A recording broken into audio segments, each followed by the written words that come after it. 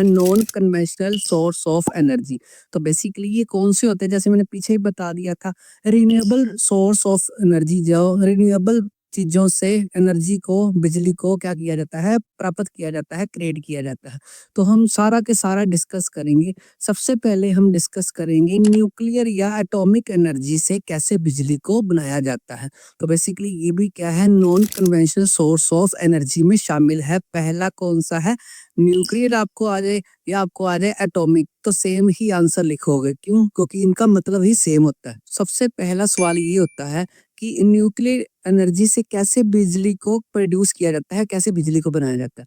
बिजली को बनाने के लिए ना मैं थोड़ा सा आपको बेस क्लियर कर देता हूँ, फिर मैं आपको टॉपिक आगे करवाऊंगा। बेसिकली इस टाइप की मोटर को घुमाया जाता है आगे से। जितनी ज्यादा ये आगे से घूमेगी उतनी ज्यादा पीछे से यहाँ से इलेक्ट्रिसिटी प्रोड्यूस होगी। यहाँ पर तो लाइट जग रही है, पर यहाँ पर बेसिकली क्या किया जाता है, इन्वर्टर के बैटरीज वगैरह लगाई जाती है जहाँ पर बिजली को सेव किया जाता है। तो अभी तक हमने क्या सीखा, इसको घुमाने से और पीछे से उतनी ही बिजली क्रिएट होके इन्वर्टर में सेव होती है जितनी आगे से घूमेगा।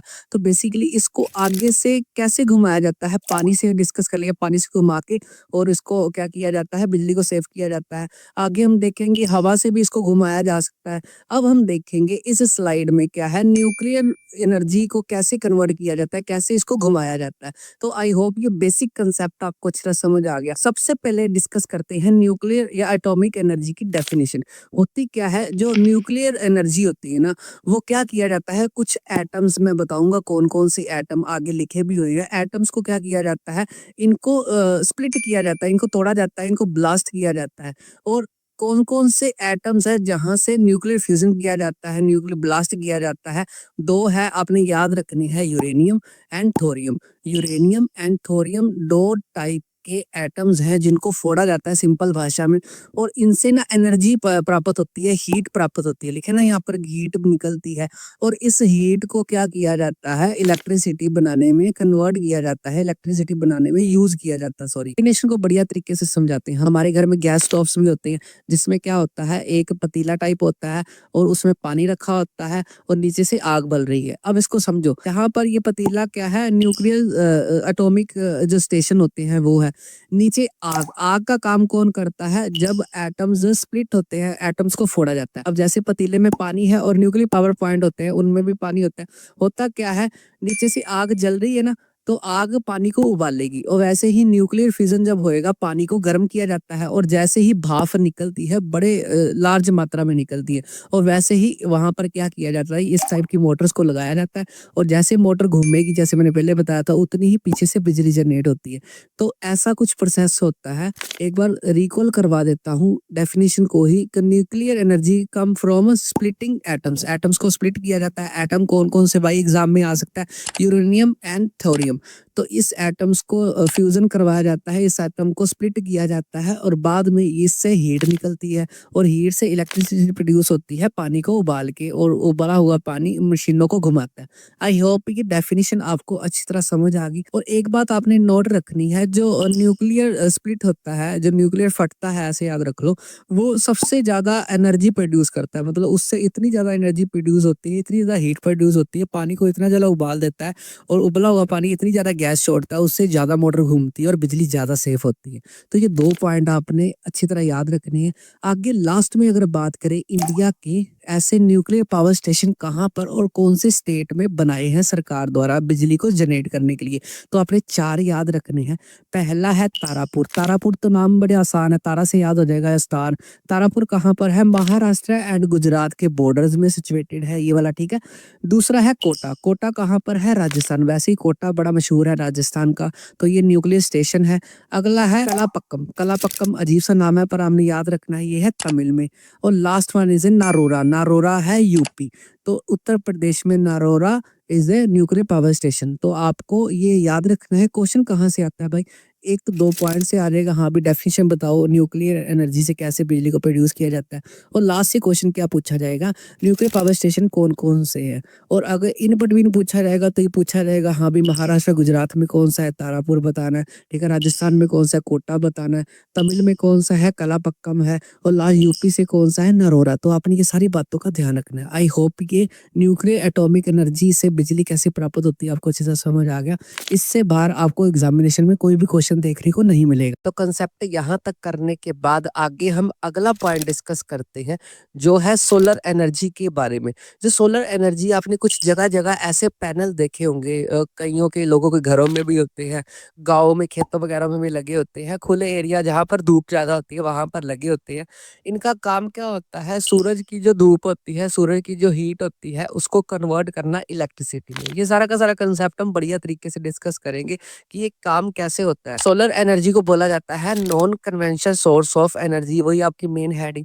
उसके बाद करते हैं इसकी डेफिनेशन या मीनिंग, एग्जाम में पूछा जाता है। तो इसका मीनिंग क्या है, जो एनर्जी ऑब्टेन की जाती है सन से, जो एनर्जी प्राप्त की जाती है, कन्वर्ट किया जाता है, उसको बाद में इलेक्ट्रिसिटी में भी कन्वर्ट होते हैं, तो उसको क्या बोला जाता है, सोलर एनर्जी बोला जाता है। सबसे बड़ा सवाल आपके दिमाग में अगर आया है तो वो आया होगा कि हाँ भी सर, सूरज जो होता है, सन जो होता है, वो तो गर्मी छोड़ता है, पर इलेक्ट्रिसिटी क्या होती है, अगर हम इलेक्ट्रिसिटी, हम स्विच को हाथ लगाऊंगा तो झटका लगेगा। तो गर्मी और झटके का आपस में क्या लेना देना है, ये कैसे कन्वर्ट होता है? तो ऐसी कौन सी टेक्नोलॉजी है जो सनलाइट को भाई इलेक्ट्रिसिटी में प्रोड्यूस कर देती है, कन्वर्ट कर देती है? तो इसका आंसर है फोटोवोल्टिक टेक्नोलॉजी है, वो कन्वर्ट करती है sunlight to directly into electricity. तो कुछ ऐसे पैनल्स काम कैसे करते हैं, वो फोटोवोल्टिक टेक्नोलॉजी के ऊपर काम करते हैं। फोटो से याद रख लो, ठीक है? फोटो के अंदर वोल्ट लगा दो, कुछ ऐसा याद रख लो। तो फोटोवोल्टिक जो टेक्नोलॉजी है वो कन्वर्ट करती है, ये शीट्स कन्वर्ट करती हैं किसमें, इलेक्ट्रिसिटी में कन्वर्ट करती हैं, सूरज की किरणों में। यहाँ से यही क्वेश्चन बनता होता है, हाँ भी डायरेक्टली सूरज की किरणों को कौन सा टेक्नोलॉजी कन्वर्ट करती है, तो फोटोवोल्टिक टेक्नोलॉजी कन्वर्ट करती है। दो बातें समझ आ गई, मीनिंग और ये टेक्नोलॉजी का नाम। आगे बात करते हैं, लास्ट कंसेप्ट है सोलर एनर्जी की क्या क्या इंपॉर्टेंस है, क्या क्या इसकी खूबियां है, क्या क्यों जरूरी है आज के समय में भी। तो पहला पॉइंट है, ये होता है पोल्यूशन फ्री। ये पोल्यूशन फ्री है, पोल्यूशन तो भाई करता नहीं है। जैसे हमने पीछे पढ़ा है, फॉसिल फ्यूल से बिजली प्राप्त की जाती है, कोयला जलाया जाता है, तो कोयला जब जलता है तो वो धुआं करता है, तो एनवायरनमेंट पोल्यूशन करेगा ही करेगा।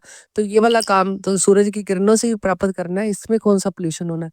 अगली बात क्या है इसकी, होती है solar energy is free. Free होती है भाई, फ्री ऑफ कॉस्ट है। जितनी ज्यादा धूप पड़ेगी उतनी ज्यादा इलेक्ट्रॉनिक प्रोडक्ट्स चलेंगे। अब फ्री इसको ऐसे मत समझना, हाँ भी लगाने के भी नहीं पैसे लगते, इंस्टॉलेशन के सारे पैसे लगते हैं, काफी पैसे लगते हैं, बस एक बार लगते हैं, उसके बाद काफी समय तक बिजली आपको फ्री मिलती है, ठीक है? दो पॉइंट समझ आ गए। अगला है, ये जो होता है non conventional source of energy, जो मैंने पीछे ही बता दिया था, इसको तो ज्यादा बताने की जरूरत नहीं। लास्ट इंपॉर्टेंट पॉइंट है, ये ना रिड्यूस करती है। मान लो गाँव के आपने घरों में ज्यादातर देखा होगा, लोग क्या करते हैं, जो वुड को फायर करते हैं, मतलब लकड़ी को आग लगाते हैं, और क्या करते हैं, डंक केक्स वगैरह को भी आग लगाते हैं। डंक केक्स कुछ ऐसा दिखते हैं जिसको पाथियां वगैरह भी बोला जाता है। तो इससे क्या होता है, ये जब बलती हैं तो धुआं छोड़ती है, एनवायरनमेंट को नुकसान पहुंचाती है। अब डंक केक लिखा है ना, केक सो सुनते कुछ ऐसा केक आता है, पर वो अलग टाइप का केक है, ठीक है, जैसे मैंने पिक्चर में दिखाया है। तो एनी हाउ, ये सारे के सारे इंपॉर्टेंस है सोलर एनर्जी के। यहाँ से जितने भी क्वेश्चन बनेंगे मैं सारे के सारे भाई नोट्स में डाल दूंगा, कोई टेंशन लेने की जरूरत नहीं है, और इससे बाहर कोई भी क्वेश्चन आपको एग्जामिनेशन में देखने को भी नहीं मिलेगा। Then we move to the wind power and biogas. अब इसको दोनों को इकट्ठे ही डिस्कस करेंगे, ठीक है? मैं आपको समझाऊंगा कि विंड पावर को कैसे इलेक्ट्रिसिटी में प्रोड्यूस किया जाता है, और बायो या गोबर गैस को कैसे फ्यूल में कन्वर्ट करके एनर्जी को ह्यूमन बीइंग यूज करते हैं। ये दोनों इकट्ठे समझाने का पर्पस ये है कि इतना ज़्यादा डाटा नहीं है इसमें, तो जितना मैं कराऊंगा उतना एग्जाम पॉइंट ऑफ व्यू से आपके लिए सफिशिएंट रहेगा। तो बेसिकली जो विंड और बायो गैस या गोबर गैस है, वो उसको बोला जाता है non conventional source of energy. वही आपकी मेन हेडिंग है, इसके बस बस दो ही पॉइंट रह जाएंगे, फिर चैप्टर ओवर है, ठीक है? तो विंड पावर में बेसिकली आपने ना बहुत सारे ऐसे पंखे सीधे लगे हुए देखे होंगे। इसमें क्या सिद्धांत है, जो मैंने पीछे बताया था, जितनी ज़्यादा तेज मोटर घूमेगी उतनी ही ज़्यादा इलेक्ट्रिसिटी पैदा होएगी। तो बेसिकली पावर को जनरेट किया जाता है, इलेक्ट्रिसिटी में कन्वर्ट किया जाता है, यूज किसका करके, विंड का, हवा का यूज करके। जहां पर बहुत सारी तेज हवाएं चलती हैं, ऐसे पंखे लगाए जाते हैं ताकि ज्यादा से ज्यादा पंखे घूमे और मोटर घूमे और जिससे इलेक्ट्रिसिटी ज्यादा प्रोड्यूस हो। तो ये एक रिन्यूएबल रिसोर्स है और एक क्लीन एनर्जी देता है। रिन्यूएबल मतलब हाँ भी जितनी बार मर्जी यूज करते रहो, ऐसा नहीं कोल एक बार यूज हो गया तो नया लेना पड़ेगा। इसमें क्या है, जितनी विंड आएगी जितनी हवा आएगी उतना ही उसका यूज होएगा। एक तो क्लीन एनर्जी है। तो कुछ स्टेट्स आपने याद रखनी पड़ेंगी जहां पर विंड एनर्जी का बड़ा यूज किया जाता है। इसमें है तमिलनाडु में भी किया जाता है। उसके बाद है आंध्र प्रदेश में भी विंड पावर का यूज किया जाता है। कर्नाटका में भी सेम ऐसे किया जाता है। देन गुजरात के बहुत सारे इलाकों में विंड पावर का यूज किया जाता है इलेक्ट्रिसिटी प्रोड्यूस करने में। उसके बाद केरला, सेम सी बात, केरला में भी किया जाता है। And last one is Maharashtra के बाद एक्सेट्रा, मतलब जो भी बचे कुछ है वो सारे नोट्स में दे दूंगा। इन सभी स्टेट्स में विंड पावर का यूज करके इलेक्ट्रिसिटी का प्रोड्यूस किया जाता है। बस खत्म, विंड के लिए इतना ही आपने याद रखना है। एक तो इसकी डेफिनेशन उन कौन कौन सी स्टेट्स में यूज किया जाता है। Then we move to the गोबर या बायोगैस। गोबर का मतलब बेसिकली आपको पता चल ही गया होगा किसके बारे में बात हो रही है। तो ये जानवरों के गोबर को इकट्ठा करके और भी बहुत सारी चीजें होती हैं, उससे गैस प्रोड्यूस की जाती है। उस गैस को फ्यूल के रूप में, जैसे रोटियां बनाने के लिए या कोई भी आग आग बना ली, अब आग का यूज जैसे मर्जी कर लो। तो वही कंसेप्ट हम डिस्कस करेंगे। बायोगैस या गोबर गैस के प्लांट्स वगैरह भी लगते हैं, कुछ ऐसे प्लांट्स होते हैं देखने में। तो बेसिकली मैं ना आपको साथ में एक वीडियो भी दिखाऊंगा, आपको अच्छे से समझ आएगा। हाँ भी ये छोटी सी वीडियो मतलब क्या है, एक छोटा सा एक्सपेरिमेंट समझ लो जिसमें बायोगैस या गोबर गैस को प्रोड्यूस करके उसका यूज बताया गया है। तो पहले मैं थोड़ी सी डेफिनेशन बता देता हूँ, फिर मैं साथ साथ वीडियो दिखाऊंगा। इसमें क्या किया जाता है, एनर्जी प्रोड्यूस की जाती है from organic waste. Organic waste से इसमें क्या किया जाता है, बहुत सारे चीजें आगे बताऊंगा कौन कौन से ऑर्गेनिक वेस्ट होते हैं। जो हमारे घर में वेस्ट पदार्थ होते हैं उसका भी यूज किया जाता है, ठीक है। जिसमें कन्वर्ट किया जाता है इसको फ्यूल में, मतलब ऑर्गेनिक वेस्ट को फ्यूल में कन्वर्ट किया जाता है कुछ प्रोसेस से। अब साथ में ये वीडियो देख लो, जैसे मैंने यहाँ पर बोला था एनर्जी को प्रोड्यूस किया जाता है ऑर्गेनिक वेस्ट। ये सारे के सारे ऑर्गेनिक वेस्ट में आ जाएंगे। जैसे गोबर का यूज किया जाता है, वेजिटेबल यूज वेस्ट किए जाते हैं, जो वेस्ट वेजिटेबल है, ठीक है। वेस्ट पेपर घर में पड़े होते हैं तो उसको भी यूज किया जाता है। प्लांट्स को भी यूज किया जाता है, डेडली जो ऐसे जड़े हुए प्लांट्स है, ठीक है। और भी बहुत सारी चीजों को यूज किया जाता है। कॉटन वेस्ट भी यूज किया जाता है। जितने भी वेस्टेज है, जितने भी ऑर्गेनिक वेस्ट है, जैसे मैंने बोला था, सारा यूज करके उसको कुछ समय के लिए रखा जाता है। फिर गैस बन जाती है उस बॉक्स में, जैसे एक्सपेरिमेंट में बताया गया है, ठीक है। उस गैस का यूज वो आग जलाने के लिए हम किसी भी जगह पर कैसे भी कर सकते हैं। तो ऐसे हम बायोगैस का यूज अभी ऑर्गेनिक वेस्ट को फ्यूल में बदल दिया। फ्यूल कौन सा, हाँ भी गैस बन गई और उस गैस से आग जल गई और आग से जो मर्जी बना लो, ठीक है। इसके बायोगैस के लास्ट में करते हैं बेनिफिट्स। क्या क्या बेनिफिट्स है? पहला बेनिफिट है ये क्लीन एनर्जी देता है। भाई कोयला जल गया तो उसका धुआं धुआं आ जाएगा, तो एनवायरमेंट पोल्यूशन का कोई चक्कर नहीं, क्लीन है ये, ठीक है। उसके बाद क्या करता है, improve the quality of manure. Manure की क्वालिटी भी इम्प्रूव करता है। भाई ये चीज क्या होती है, मैन्योर का मतलब होता है खाद। खाद के तौर पे भी अगर डाला जाए ना तो ये इम्प्रूव कर देता है उसकी क्वालिटी की, मतलब फसल अच्छी होती है इससे, ठीक है। अगर हम वेस्टेज का भी यूज करते हैं तो लास्ट में ये पोल्यूशन फ्री है। अभी इसमें कोई पोल्यूशन की बात भी नहीं होती, बल्कि इसमें क्या होता है, जो हमारा वेस्टेज होता है, जो हमारा डस्टबिन में यूज होते हैं प्रोडक्ट, तो उसका हम यूज गैस प्रोड्यूस करने में कर देते हैं। आई होप ये विंड से इलेक्ट्रिसिटी निकल गई और बायोगैस गैस से क्या निकल गई, हमारा फ्यूल निकल गया। ये अच्छी तरह समझ आ गया। इससे बाहर आपको एग्जामिनेशन में कोई भी क्वेश्चन देखने को नहीं मिलेगा। तो कंसेप्ट में यहाँ तक आते आते हम ना लास्ट तक पहुंच गए हैं। इसमें हम 2 पॉइंट डिस्कस करेंगे और चैप्टर अब फिनिश है। तो पहला पॉइंट डिस्कस करेंगे, टाइडल एनर्जी के बारे में डिस्कस करेंगे। उसके बाद करेंगे जियोथर्मल एनर्जी से कैसे बिजली पैदा की जाती है, वो सारा प्रोसेस हम देखेंगे।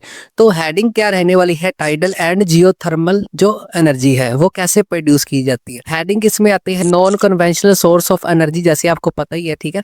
तो बेसिकली हम पहले डिस्कस करने वाले हैं टाइडल। टाइडल में बेसिकली क्या किया जाता है, जो ओशंस की लहरें होती हैं, पानी से बिजली प्राप्त की जाती है। जैसे मैंने पीछे कहा था ना, हाइडल, हाइडल अलग है। हाइडल में क्या था, ऊपर से पानी को नीचे तक फेंका जाता है, तभी वो क्या चलती है, कंबाइन चलती है, तभी मोटर चलती है, इलेक्ट्रिसिटी प्रोड्यूस होती है। यहाँ पर थोड़ा सा डिफरेंस है। टाइड से एनर्जी प्रोड्यूस की जाती है। टाइड का मतलब होता है लहरें। पहले मैं आपको एक वीडियो दिखाऊंगा, फिर उसके बाद कंसेप्ट समझाऊंगा, फिर आपको बढ़िया अच्छी तरह समझ आएगा। अब मैं डिस्कस करवाने लगा हूँ, आपको वीडियो दिखाने लगा हूँ टाइडल एनर्जी से कैसे इलेक्ट्रिसिटी को जनरेट किया जाता है। जैसे आप वीडियो देख रहे हो ना, इसको जैसे गेट बना दिया जाता है दो लहरों के बीच में, जिसको फ्लड गेट बोलते हैं। इसको बंद किया जाता है। एक साइड से जैसे ही पानी का बहाव होता है, फिर उसको छोड़ा जाता है, फिर पंखा घूमता है, फिर मोटर घूमती है। जब एक साइड से कम हो जाता है, फिर उसको बंद करके दूसरी साइड खोला जाता है। ऐसे क्यों किया जाता है? एक साइड में कम पानी होता है, एक साइड में ज्यादा। ऐसे ऐसे करते करते ये मोटर घूमती रहती है और इलेक्ट्रिसिटी प्रोड्यूस होती रहती है। आई होप ये वीडियो देख के आपको थोड़ा सा अंदाजा हो गया होगा। अब मैं आपको इसकी करवाता हूँ टाइडल एनर्जी की डेफिनेशन। जो फ्लड गेट डैम बोला जाता है, फ्लड गेट डैम जैसे मैंने आपको पिक्चर में दिखाया था, वो इलेक्ट्रिसिटी जनरेट करने में हेल्प करती हैं।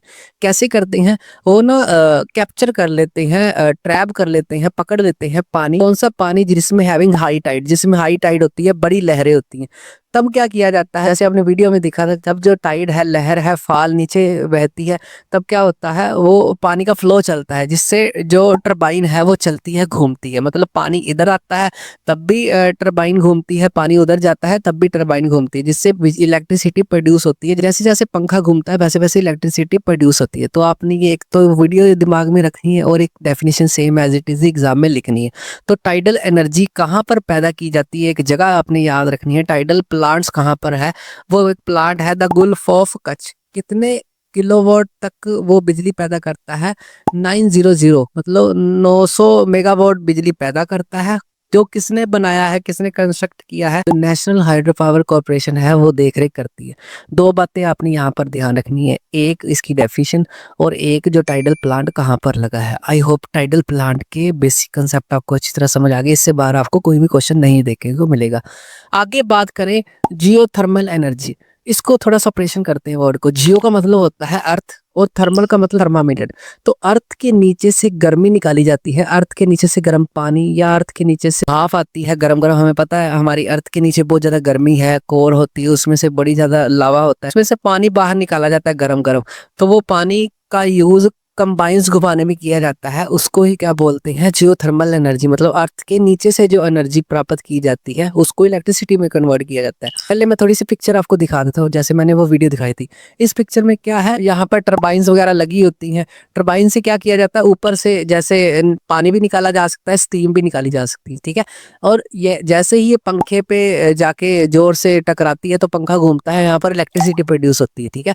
और इलेक्ट्रिसिटी प्रोड्यूस कर दी, यहाँ पर ऊपर देखो इलेक्ट्रिसिटी प्रोड्यूस हो रही है। और बाद में इसको दोबारा से कूल करके नीचे दोबारा ग्राउंड वाटर में छोड़ दिया जाता है, ठीक है। तो मतलब यहाँ से हमने क्या सीखा, एक तो वो नीचे से निकाल दिया और उसका यूज इलेक्ट्रिसिटी में कन्वर्ट करने के बाद उसको दोबारा से छोड़ दिया। तो ये थोड़ा सा प्रोसेस है किसका? जियोथर्मल एनर्जी, ठीक है। आई होप ये पिक्चर भी समझ आ गई। इसकी डेफिनेशन क्या है? जब हॉट वाटर, गर्म पानी या स्टीम को क्या किया जाता है? टेकन अंडर द अर्थ के अंदर से निकाली जाती है, ठीक है। और उससे स्पिन करवाए जाते हैं, घुमाए जाते हैं, बहुत सारी टरबाइंस वगैरह घुमाई जाती है, तो उसको क्या बोला जाता है? जियोथर्मल एनर्जी, ठीक है। तो आपने आगे जियोथर्मल के दो प्लांट्स आपने याद रखने हैं, कौन सी जगह पर है और क्या नाम है उसका, ठीक है। तो पहला प्लांट है पार्वती वैली प्लांट। ये है हिमाचल प्रदेश में, जो मणिकरण के आसपास के एरियाज में ये बनाया गया है, नियर मणिकरण है ये, ठीक है। पहला समझ आ गया, पार्वती माता से याद रखो, पार्वती माता जो होती है। तो पार्वती प्लांट हिमाचल प्रदेश में नियर मणिकरण के। अगला जो जियोथर्मल प्लांट है वो है पुगा वैली। पुगा वैली है कहाँ पर है? लद्दाख में भी लगाया गया है, जिससे ये अर्थ के नीचे से भाप या पानी निकाला जाता है, जिसको बाद में बिजली में कन्वर्ट किया जाता है, ठीक है। लास्ट में ये सारे कंसेप्ट होने के बाद हम बोल सकते हैं कि हमने कंजर्वेशन करनी है, बचा के रखना है एनर्जी रिसोर्सेस को, ताकि हम इसको आगे फ्यूचर के लिए यूज करें। कैसे यूज करना है? Wisely and effectively. हमने जितने भी एनर्जी रिसोर्स किए, जैसे पेट्रोलियम किया, पेट्रोलियम का मिसयूज नहीं करना चाहिए, उसका यूज बढ़िया तरीके से करना चाहिए। पानी का यूज क्या है, हमने पानी का बढ़िया यूज करना चाहिए, वेस्ट नहीं करना चाहिए, ताकि फ्यूचर जनरेशन के लिए हम बचा सके। मतलब लास्ट में हमने कंजर्वेशन भी देख ली, और इससे रिलेटेड जितने भी क्वेश्चन बनेंगे ना, एक दो बंदे होते हैं, मैं सारे के सारे नोट्स में दे दूंगा, कोई दिक्कत वाली बात नहीं। आई होप ये सारा